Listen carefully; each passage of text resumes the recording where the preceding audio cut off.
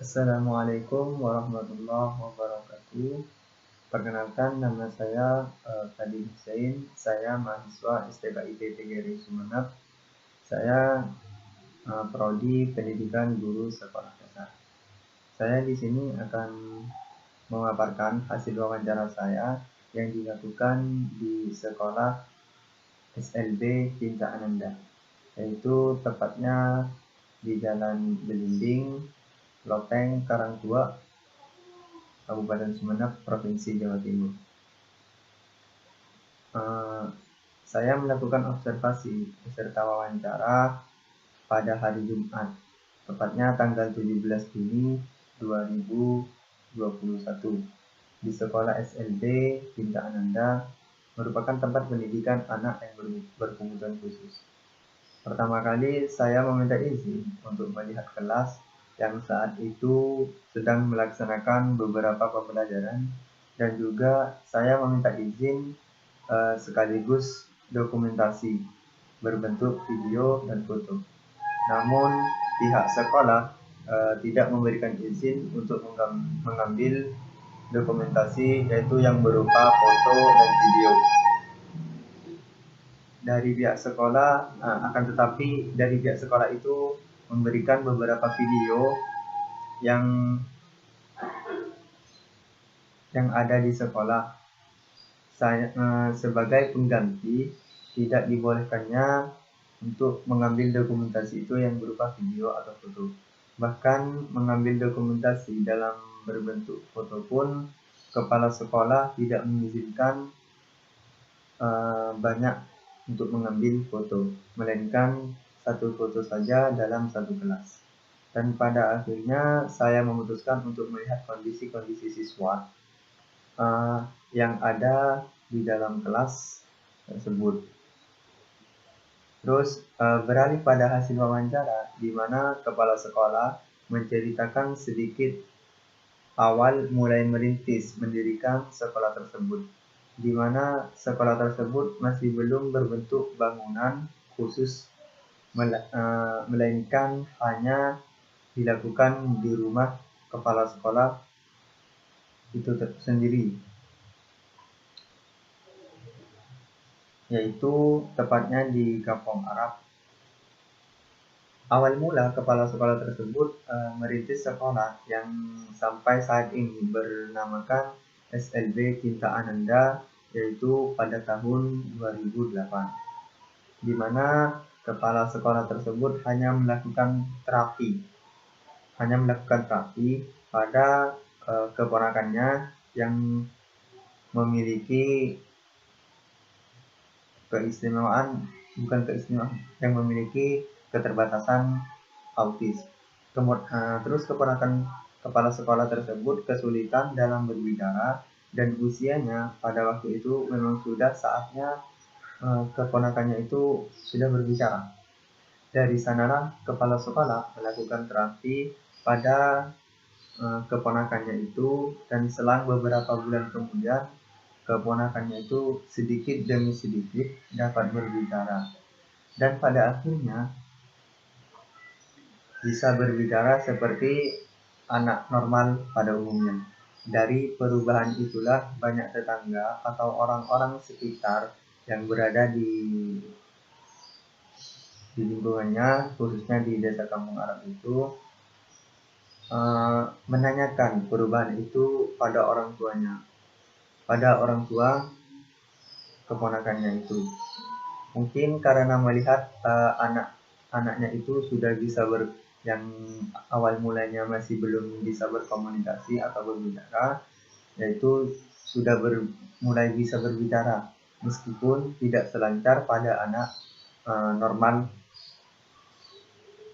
Disitulah orang tua ponakan kepala sekolah menceritakan bahwa anaknya itu diberikan terapi oleh tantenya sendiri, yaitu saat ini menjadi kepala sekolah di SLB Cinta Ananda. Setelah kepala sekolah menangani keponakannya itu sendiri, lalu ada dua orang tua ingin membimbing anaknya kepada kepala sekolah, yaitu sebanyak 2 orang siswa. Pada saat itu sistem pembelajaran masih menggunakan satu siswa, satu guru. Karena siswanya yang memang jumlahnya sedikit dan memang keberadaan guru yang memadai. Dari sanalah semakin bertambah dan semakin bertambah, tetapi pada tahun 2008 sampai 2016 masih belum memiliki izin resmi dari Dinas Pendidikan. Tetapi kepala sekolah dan rekan-rekan guru tidak putus asa dengan tetap mengajukan, dan sampailah di tahun 2017 sekolah yang dirintis oleh kepala sekolah itu resmi menjadi sekolah luar biasa atau yang disebut dengan SLB Kinta Ananda. Di tahun 2017 itu berjalan sesuai dengan yang diinginkan sampai saat ini, di mana seluruh siswa sudah berjumlah sekitar kurang lebih 50 siswa yang hanya sudah masuk data. Berbeda lagi dengan yang hanya mengikuti terapi dan tidak masuk sekolah. Artinya sekolah tersebut ada program terapi di mana meskipun seorang anak tidak sekolah di sana tetap boleh ikut terapinya saja. Dan untuk anak yang sudah sekolah melaksanakan program terapi di saat jam sudah pulang sekolah, program terapi dilakukan oleh setiap guru, yaitu setiap guru mempunyai jadwal tersendiri untuk melakukan terapi dan siswanya siapa saja disesuaikan dengan keahliannya masing-masing. Di SLB Kinta Ananda ini bukan hanya satu jenis keterbelakangan saja, melainkan semua keterbelakangan yang dimiliki oleh siswa itu bisa bersekolah di sekolah tersebut. Seperti anak tunarungu, tunawicara, tunagrahita, tunadaksa, autis, tunanetra, dan tunalaras. Pelaksanaan pembelajaran dilakukan dengan cara mengumpulkan sesama jenis keterbelakangannya, namun tetap memiliki pelayanan yang berbeda setiap siswanya itu. Artinya, meskipun memiliki keterbelakangan yang sama, namun pada setiap pembelajaran, setiap siswa itu memiliki RTP individu yang dibuatkan oleh guru, dan juga target capaian siswa yang berbeda antara siswa yang satu dengan siswa yang lainnya. Siswa yang ada di sekolah tersebut menerima pendidikan sama seperti sekolah reguler pada umumnya. Namun caranya saja yang sedikit berbeda, sehingga diperlakukan ketelatenan khusus dalam pengajarannya. Bahkan siswa di sana banyak mengikuti ajang perlombaan, di mana bukan hanya tingkat kabupaten atau kecamatan saja, melainkan tingkat provinsi.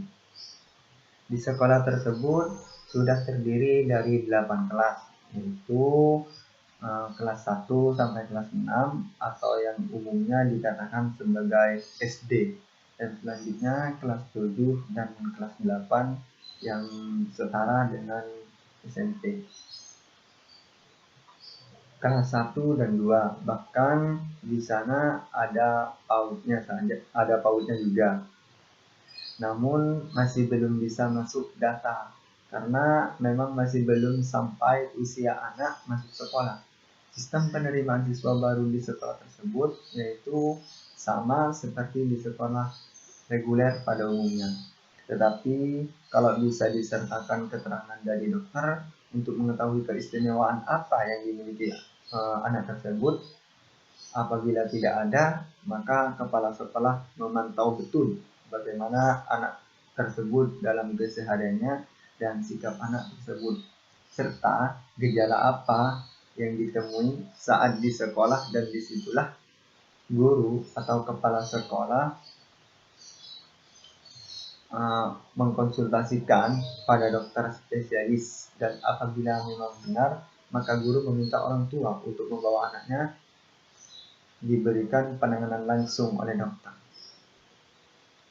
Kendala yang dialami di sekolah tersebut yaitu adanya beberapa orang tua yang memiliki kurang sadar akan pelayanan apa yang harus dilakukan pada anaknya yang memiliki keistimewaan itu. Dalam artian adanya orang tua yang masih belum menerima akan keistimewaan anaknya yang sudah Tuhan berikan kepadanya, sehingga kepala sekolah ataupun guru susah untuk bekerja sama dalam mencapai capaian yang sudah dibuat. Banyak orang tua yang menyekolahkan anaknya seperti mengantarkan cuciannya pada tempat laundry, di mana anaknya diantar dan dibiarkan lalu dijemput ketika sudah selesai atau sudah jam pelajaran itu berakhir. Rencana dari sekolah tersebut itu membangun asrama, namun karena tenaga pendidik yang kurang memadai, sehingga sulit untuk disegerakan diadakan asmara itu. Karena apabila diadakannya asmara, maka tanggung jawab sepenuhnya dari awal mula membuka mata pertama kali saat bangun tidur, tenaga pendidik harus benar-benar mengkondisikan siswa. Jadi paling tidak setiap kamar asrama itu terdapat adalah beberapa pengasuh, 2 sampai 4 pengasuh, agar anak atau siswa itu tidak melakukan hal-hal yang tidak bermanfaat. Mungkin itu sedikit dari saya mengenai hasil wawancara saya, yaitu di sekolah SLB Cinta Ananda. Kurang lebihnya saya mohon maaf. Wassalamualaikum warahmatullahi wabarakatuh.